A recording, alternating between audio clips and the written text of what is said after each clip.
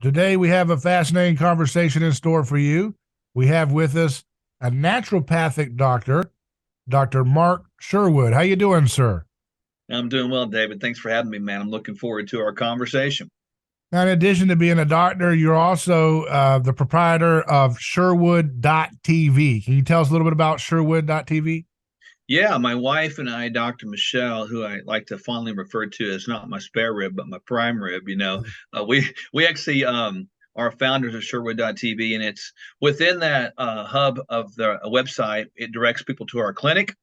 We're functional medicine experts, and we treat people around the country, of course. And that's a whole conversation in itself. And we also have three number one best-selling books. We've got five movies we've made, full-length movies, so we are actors, producers. We also have a whole bunch of inventions we've created with regard to establishing answers to the food supply crisis. So we further got involved in the politics a year and a half ago and decided to be obedient to the call to get involved and do something. So, contrary to popular belief, we didn't lose our mind. We actually got into politics for the right reasons. And we ran for governor of the state of Oklahoma. So, it's been a learning experience, learning what things are and what things are not. Prior to that, I was a police officer for 24 years before becoming a naturopath and 10 years on the SWAT team. So, I've got a lot of experience with the law and immigration issues, of course. So, a lot of history there and a lot of little hats I've worn in my day. Yeah, have you spent most of your time in Oklahoma? I have, except when I was playing professional baseball, I lived out of the country and played in the country of Australia. So that brings back a lot of good memories. But we've traveled around the country a lot at various speaking venues. We've actually got to speak on six continents, which is pretty cool. Who does Wow. that? So it's Yeah. been a neat experience, and we've been real blessed. So when you're in Oklahoma, I've heard that Oklahoma, like Oklahoma City, has some of the lowest prices for housing. And what's the secret there? What's going on there to make that such an attractive option for people to I think move it's the to? cost of living in Yeah. Oklahoma. It's Midwest. It's not like a California East Coast West Coast kind of deal.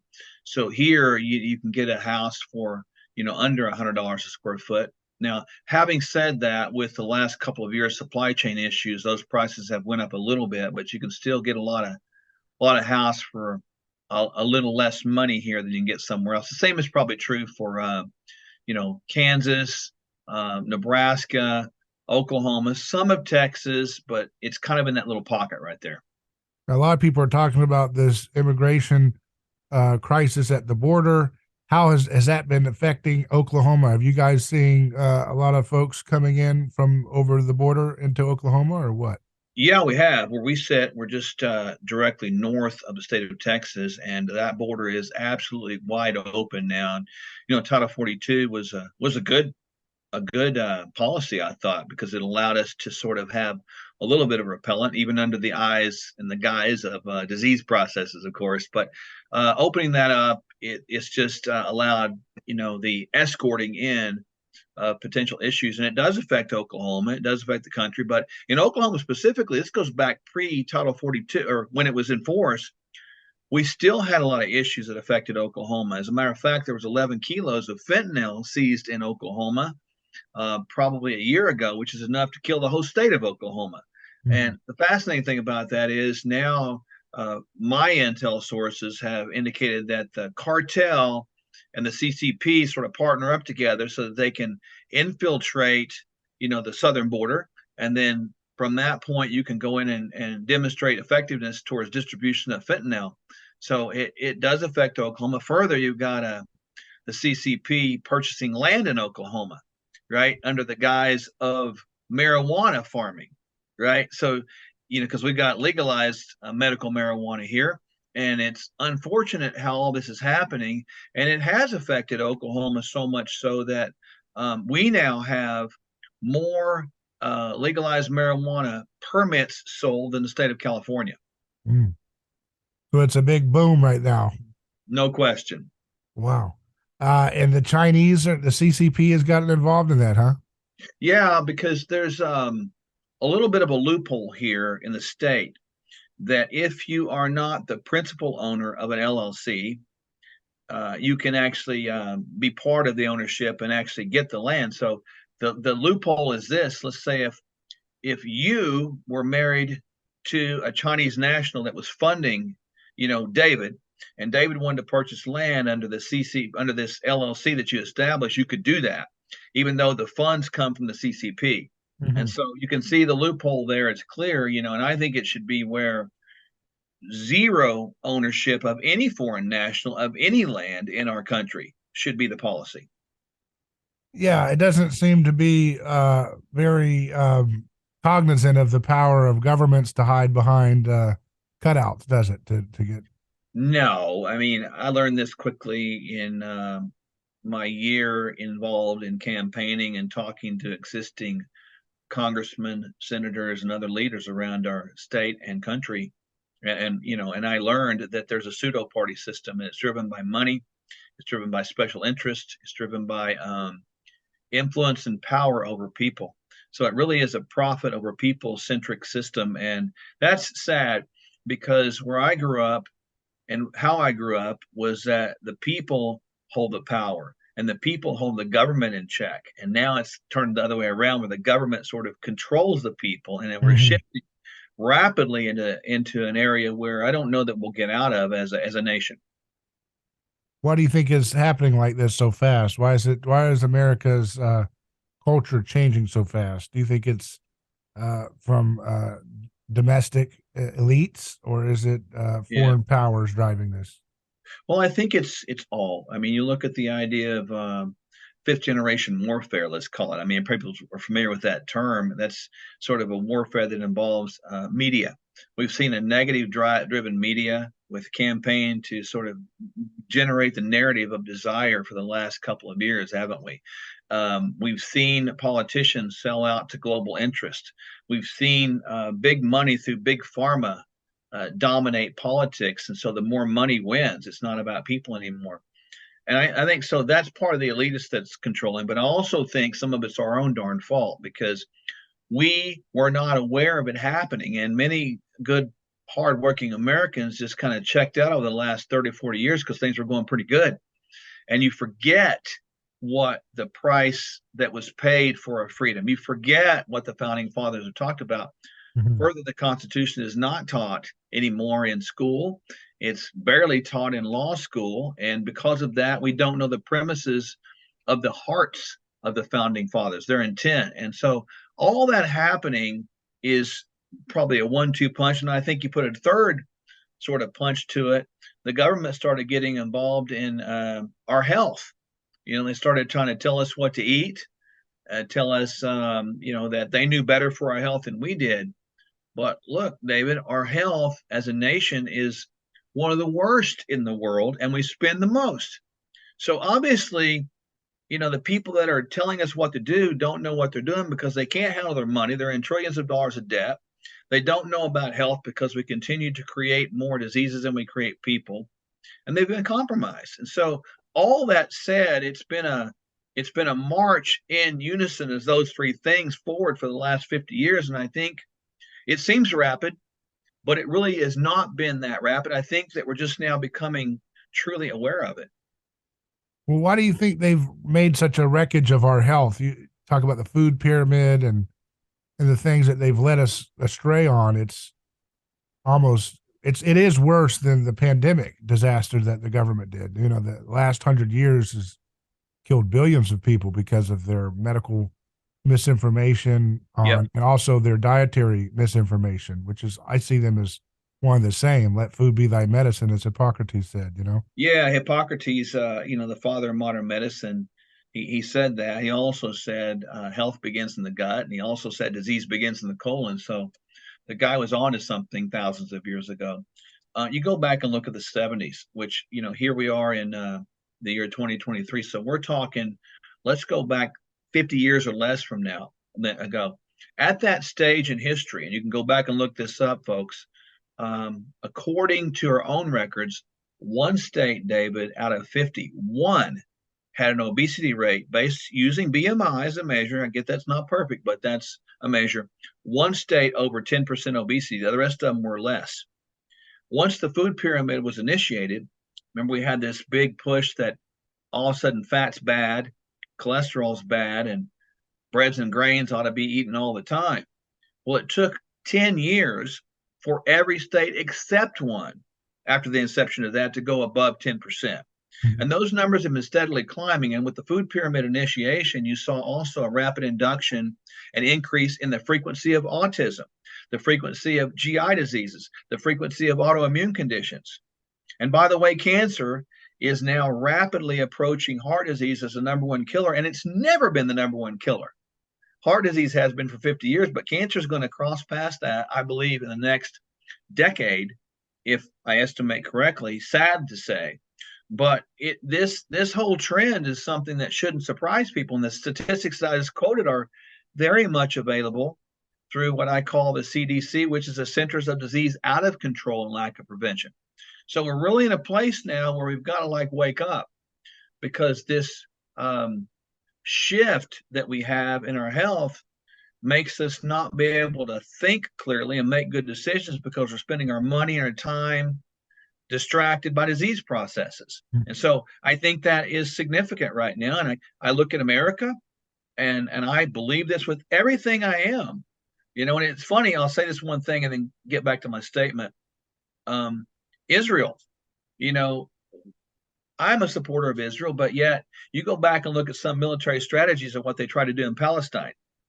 Part of their military strategies was to get them addicted to high processed sugars and cigarettes. And that's brilliant. What happened to America? We fell prey to the same addictions, didn't we? Yeah. And it's fascinating how we've been attacked from the inside. America will never be destroyed from the outside in, because we've got our guns. We've got that Second Amendment right, which preserves our First Amendment right. But we are destroying ourselves. We are our own biggest enemy, and our own behavior is the greatest pandemic in history. And obesity, which you mentioned earlier, is the fastest growing non-communicable disease in the history of mankind. A lot of my research has led me to conclude that the big driver of that whole problem is vegetable oils, these seed oil products that destroy the mitochondria in your cells and destroy your ability to have proper metabolism. They create oxidation, they create inflammation, they really destroy your endocrine system. They just do a nasty number, because they weren't meant, polyunsaturated fats, these omega-6s, and the linoleic acid particularly was never meant to be used as a fuel source. It's a signaling molecule primarily. Yep. And that has become, it's like taking something that was never meant to be used as fuel, and your body doesn't know what to do with it. And I think it drives a lot of the diseases that also end up driving hunger for more sugars and carbs. Actually, that seed oils cause that. They create the stimulus in the endocannabinoid system that makes you want to have the munchies and eat more and more and more, because you've got potato chips coated in seed oils and cottonseed oil and canola oil and all these terrible rancid products. Yeah, you're right. And so to people understand, and you pretty much nailed it with that. The mitochondria, going back to cellular anatomy, the mitochondria is the powerhouse that creates the currency of fuel for the cell to operate, which is called ATP. And the cell, which houses the nucleus with our DNA, et cetera, our whole body is made up of cells. Cells create proteins. Proteins create tissues. Tissues create organs. Organs literally yield into organ systems, and organ systems give us the organism. So life goes back to the cell, doesn't it? And so when you bring in these massive amount of burned, rancid, non-healthy oils into our lives, that overwhelms the mitochondria creates a lot of residual waste products, which are called free radicals. And those free radicals can't get cleaned up fast enough because it's constant. And it creates that word you said, oxidative stress in the body, in the cells, which leads to chronic systemic inflammation, which leads to every disease process. Now, having said that, as a tangential piece of information, we test also what's called the omega index, which looks at the percentage of omega 3s in your blood. I've tested people for the last decade and a half all around this country. 100% have been deficient in omega 3s. So Hmm. not only do you have an induction of these omega 6s that are these rancid seed oils that we shouldn't be consuming, but we have an absence of the ones we should be consuming. So that omega 6 to 3 ratio gets completely out of whack. And instead of like a 2-to-1 or 3-to-1 ratio, it gets up there averaging 15 to 20, 25 to 1, which does what? It leads to more oxidative stress. It leads to more inflammation. So with everybody that I deal with, I have them take at least 3 to 4 grams of omega 3s.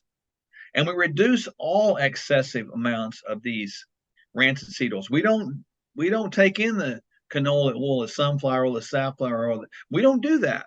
We consume olive oil, macadamia nut oil, avocado oil, things like that. Even whole butter and ghee are a bunch better as well. And do you think that that is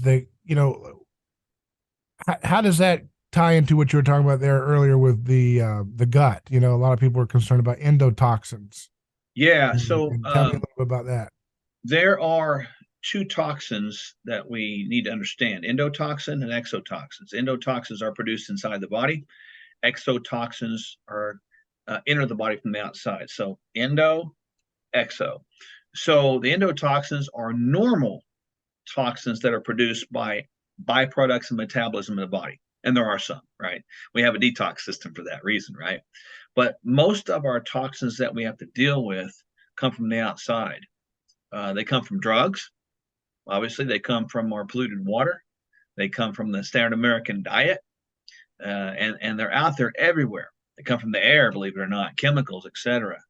And the majority of our toxic load comes from the standard American diet that we consume, that are full of these highly processed, highly rancid, highly burned seed oils, um, refined grain products, refined sugar products, modified genetic material, chemicals. And when it comes into the gut, the body recognizes that as a foreign invader. And it can deal with it for a while, but if it becomes overwhelmed, it throws your gut bacteria completely out of balance. When the gut bacteria gets out of balance, David, what happens is you get a condition called leaky gut developed. Leaky gut then allows the stuff that's in your gut to leak into your bloodstream. Now, that even sounds like a bad deal, and it is, because it can recirculate and go back, and it can cross the blood brain barrier and get stored in your fat of your brain, creating brain fog. It leads to conditions that develop called autoimmune conditions. And those have been on the rise exponentially since the induction of the food pyramid, which is full of those foods I just talked about that leads to gut dysfunction. Further, there has been an epidemic today in our world of violence, of mood, people depressed. Poor gut function yields to poor neurotransmitter production, which yields depression and mood, lack of dopamine production in the body. And so it all goes back, it has been said the gut is your second brain. But I think it could be your first brain, because we have about 5 times more signals going from the gut to the brain than we do from the brain to the gut. Hmm. So if your second brain slash GI system is not working well, then you're not going to get good brain function either. So it's very much tied to depressive situations, and hence we are where we are. We have a situation in our world where violence is on the increase. We have where health is on the decrease. Gut function is dysfunction is on the increase. Autoimmune's on the increase. Autism, which is tied to all that as well in direct and indirect ways, is on the increase. And we're in a world of hurt. Yeah. So, what are some things you can do to heal your gut and reclaim your mood from all these destabilizing factors involved in our food pyramid? Well, you can. That's the thing about it. And it's not that hard, because first things first, you got to remove the things that are creating the problem. It's like, I go back, and this is a great illustration, the border. We all want the border to be secured. But folks, the greatest border is right here at your mouth, man. You got to secure that border and not let the nonsense come in. And we want to say, well, A little bit's okay every once in a while. I live 80%. I'm sure you've heard that before. Yeah. But is that okay at the southern border? Yeah. Most people would go, well, no. Is it okay in your family? Little nonsense come in your house. Little nonsense come in your marriage. Little nonsense come in your business. So we Americans have better get a hold of this and guard this border. Step number one is to not bring in the things that create destruction inside. That takes the pressure off and allows the gut to start healing. Then you can bring in an amino acid called glutamine. Now, glutamine, I like to bring that up to 2 to 4 grams. That helps. You can bring in typically some postbiotics, which are things like butyric acid. I love bringing in something called colostrum. If you bring in a good source colostrum, it provides growth factors and it will heal your gut. Interestingly enough, babies are born with leaky gut, but when they get mama's breast milk, which has colostrum, the colostrum heals the gut so that they can begin to take in real food. So the gut can be healed, and sometimes it can take a couple months. Sometimes it can take 6, 7, or 8 months. But I have seen it healed every time a person puts in a good protocol and plan. So that's those are some really good things. Colostrum is that first part of the milk, right? That you get. Yeah, it's called nature's first food, is what it's called, and it really is. Now, you've got to be cautious with the sources of colostrum. I like a liposomal delivery from a colostrum that is sourced from cows that are grass fed and grass finished. I don't want to, because the toxins are going to be in the fat. So you got to make sure that you get a colostrum that's good sourced. And when you do, which I do, I use it pretty much every day. Does that also help with dealing from long-term effects from COVID or the product that everybody was supposed to take for it? It does. As a matter of fact, a lot of people don't realize this, but cows have coronavirus. Did you know that? If Yeah. the cows have coronavirus and you're not seeing them legs up in the pasture rolling around, obviously they've got some kind of immunity built up. So, way back when, this is back in March of 2020, I remember my wife and I were, kind of sitting back and going, what in the heck are we dealing with here? So we just started getting our textbooks out and studying, and we quickly understood that coronavirus was something that's not new, it was old. Even varieties of same were old.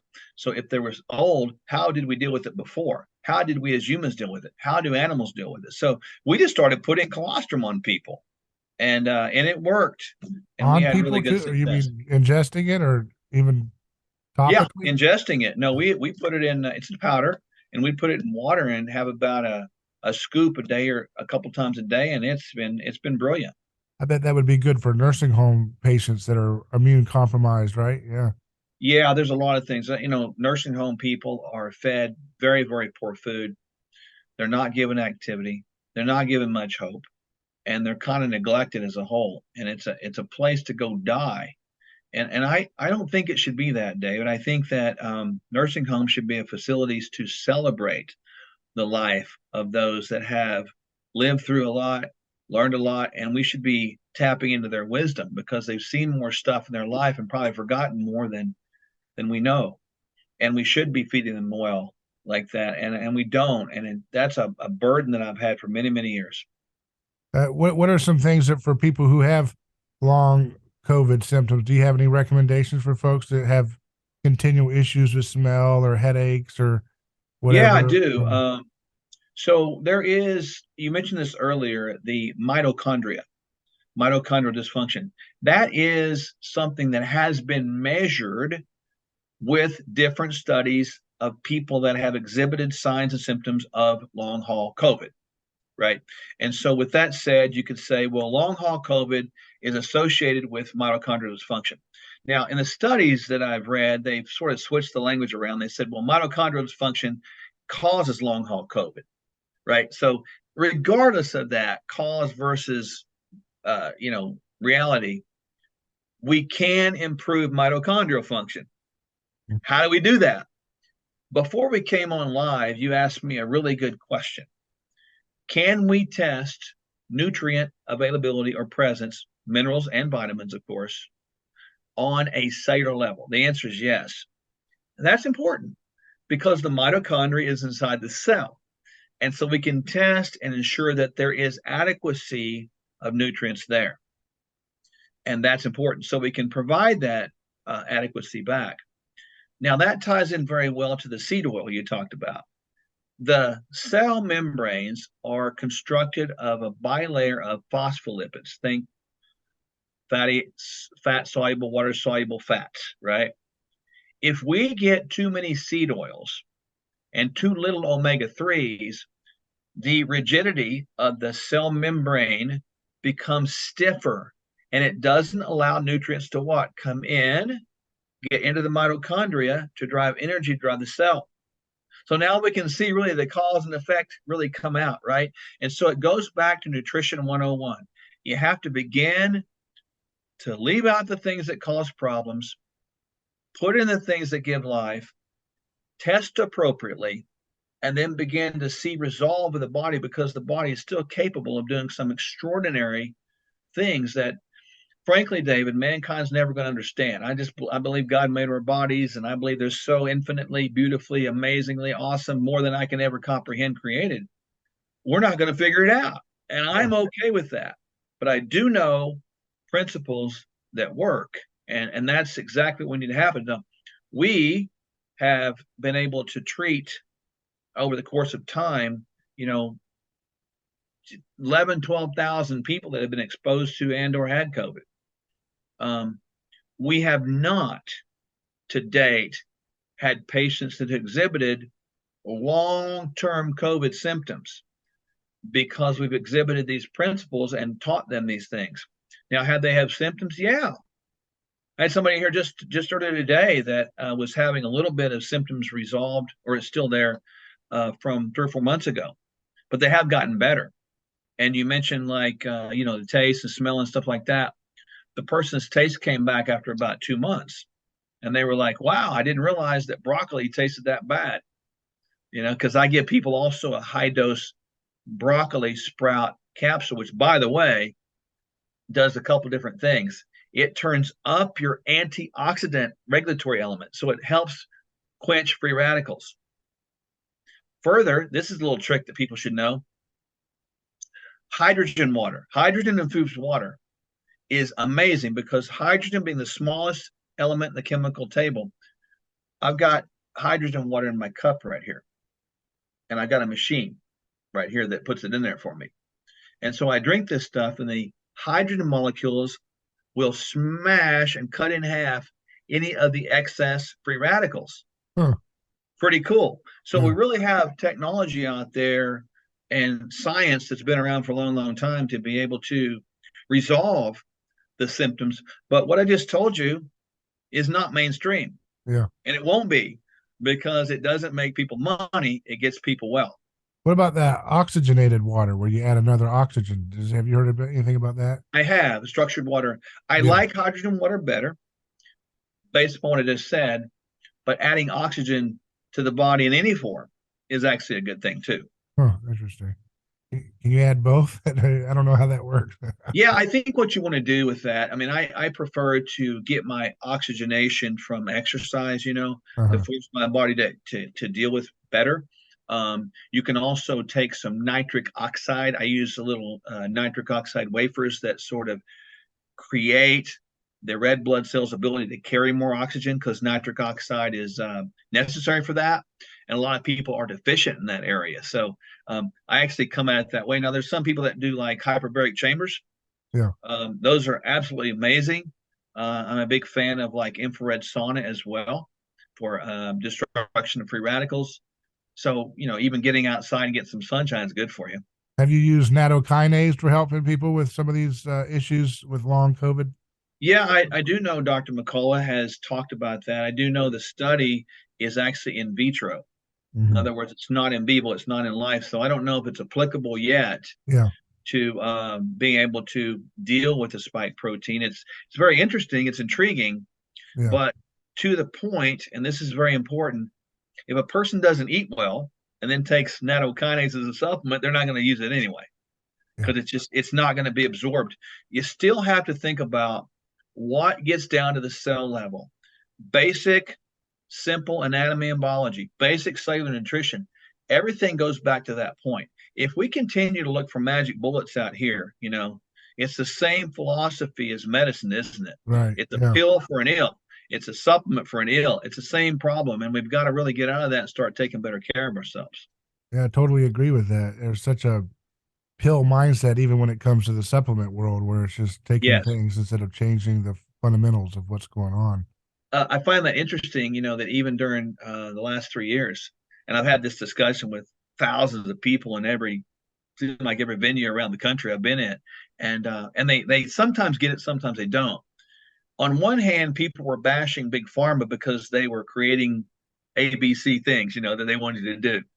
On the other hand, they were saying, I want big pharma drugs because they're correcting that. And you know what I'm talking about. Yeah. It was like, come on, man, you're still depending on big pharma. Where are the drugs manufactured? It's the same place. So Yeah. we've got to get out of the drug happy mentality because it's a pharmaceutical mindset, and it Right. takes away our own hard work. From a governmental standpoint, we need to become self-governing, don't we? Yeah. Learn to take care of yourself, appreciate what you have, and don't need them. Yeah. That's a concept that we're in danger of losing, though. Our country's being totally deconstructed right before our eyes. And like you mentioned at the beginning of this conversation, they've disrespected our border to the point where there's a lot of billionaires who are funding this mass migration Yeah. of folks to break the foundations of the middle class, to Well, overrun the country with a certain kind of, like, just like every other third world country where you have a rich elite and then you have a very large amount of poor folks who are dependent on the government, and that's what they want to do. it makes perfect sense, though, doesn't it? And this is a key element. As I've learned over time, David, you need to know the mindset of people that want to hurt you. The old adage is keep your friends close, your enemies closer. Their mindset. This makes perfect sense. If I'm an elitist, right, and I want to control people, I'm going to make sure I get as many people as I can that are dependent upon me. I'm going to get as many people as I can. And if they think I'm God, if they think they need me, they will do what I ask them to do. And they are loyal soldiers to me. You see how that works? And so Yeah. the elitists are going to allow them to come over and into America, fund them, support them, make them dependent so that they'll begin to have babies and kids that won't know anything other than dependence. And so you create loyal legacies, loyal generational legacies like that. And it's a great way to maintain your individual power. Yeah. But that, in that analogy, that's about me, the evil dictator. Right. Servant leaders wouldn't do that. They would go to the people and say, you know what? What can I do for you? How can I make your life better? Instead of the evil dictator says, what can you do for me? Yeah. And we've got to really watch that, even with today's political landscape, because with our politicians right now, it is a fine line between what can you do for me and what can I do for you. Yeah. People need to look for the right leaders, ask the right questions, What and I tell vote for the people, right people. I tell people, if Congress wanted to be honest, that rotunda where they have all those statues, they should put the biggest statue for Jeffrey Epstein. He's been the MVP for that town for a long time, and they need to give him No, yeah, credit for that. They need to yeah. be. And that guy has had so much influence, Yeah. and it's because of money. Yeah. And if we really knew the big story on that, like, I know there's been conjecture of who visited Epstein Island and all this stuff. I think we would all be surprised at who's had connections with him. And I think we'd be surprised so bad that it would blow our minds. Even the people we thought never would Yeah. always did. Yeah. And it's not just the island, it's all the money laundering and financial crimes that he was involved with as well. That's Totally. the sausage making of politicians. And, Biden doesn't get to that place by random, happenstance of personality. This is a lot of mafia like behavior going on behind the scenes. That's the reality of it. And, yeah, these oligarchs that run our country, they remind me of renters from hell. They don't care about the long-term value of the property No. in which they're occupying. They're just extracting the resources for their immediate gain, and they don't care about the assets, our property, our country, our Mhm. resources. Called communism. Yeah. That's right. They want that. Communism has been one about ultimate control. Yeah. It's exactly what's happening in North Korea. Same kind of deal. It's what happens in China, same kind of deal. And this is sad too, David. We've a bunch of these same people have outsourced their production to China Yeah. to utilize that cheap slave labor at minuscule under the guise of saving you and I money. And Yeah. Americans have got to get back to buying and supporting American goods, services, and values. And that becomes a problem. When I was running for office, I realized quickly that these things we're talking about, the good old fashioned American wants that. But when it comes time to get election, there's so much money coming in from so many different sources, they can flood the TV and flood people's mind back to the indoctrination to build a stiff narrative. And so I don't know what the answer is, but I believe that probably from a local and state level, maybe local sheriffs learning the Constitution, that'd be a good thing. If there could ever be one governor out there that would really get it the whole way, and I got to give Governor DeSantis some kudos because I think that he's done a pretty darn good job of using some of the 10th Amendment principles, to sort of guard Florida. And I think that's been shown probably by results of that by the influx of people and economy to Florida. Yeah. Yeah. It's incumbent upon people to realize that you can't be razzle dazzled by politicians' ads and talking about families and constitution. That they've No. got to be able to have discernment to know most of these people are not really sincere. Well, discernment is had by spending time with somebody and listening to God, is it not? Yeah. Right. Yeah. And so I look at that like when I was out running around the campaign trail, I would spend time and let people ask me the hard questions, look me in the eye, Yeah. and some of it was quite painful, but that's the way you tell. The heart of a man is determined when he's backed into a corner. Yeah. The heart of a man is determined when he has to answer questions. You don't see the heart of anybody when you're just talking about a produced video. That doesn't do anything. Yeah. That's Hollywood, man. And Yeah. we're voting for literal movie stars right now instead of and it's really a popularity contest. The whole arts and entertainment industry is shifted into politics. It's like a political theater every day. It's like a sitcom. Who's mad at who? Where's the soundbite? Who's in the news? Then I don't really care anymore because Yeah. they're not serving people. They're serving self. I think if we can get back to a renaissance in health where people get rid of the seed oils and they reduce some of these processed foods and get them out of their life completely and have whole cooked meals that are delicious, you know, we can fix our mental health problems in this country. Or I think we have a lack of emotional control. You see it online, people attacking and popping off, going violent over nothing. I think a Yeah. lot of that's related to food and gut health, as well as relationships and upbringing and so forth. But I think having a health renaissance would be a great foundation for an American, reformation. And I think that's something that you are bringing Yeah. to the table with this message that you've provided today. I am. I'm trying to push that and just to solidify and affirm your point. The right brain deals with emotions.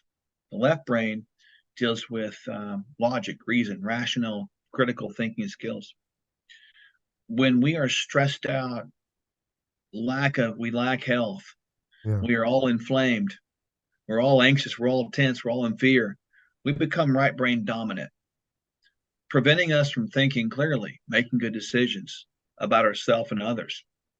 Right brain dominance doesn't give us the reason to put on our own oxygen mask first. It convinces us that we need to put it on somebody else instead of taking care of our own self. We need to get back to that point because you cannot save America. You cannot make America great until you learn to make your own life great. You can't make your own life great unless you take up a little bit of philosophy from the old great American philosopher Michael Jackson, who said, if you want to make a change, you change the man in the mirror. We've got to begin to do that again. And that's a key. And I totally agree with what you said. And I'm actually putting it out there to people all the time. I'm sick of playing games. If you're not taking care of yourself, you are not able to fit in the military gear that we're requiring to battle today the forces we've got to battle. Well, Dr. Sherwood, I really appreciate your time, and I want folks to continue to follow your work. Sherwood.tv. Is that the best place to keep up with what you've got going on? Yes, sir. That's a good website. Sherwood.tv. Thank you again, sir. It's been a pleasure talking to you. You're welcome, David. Thanks for having me.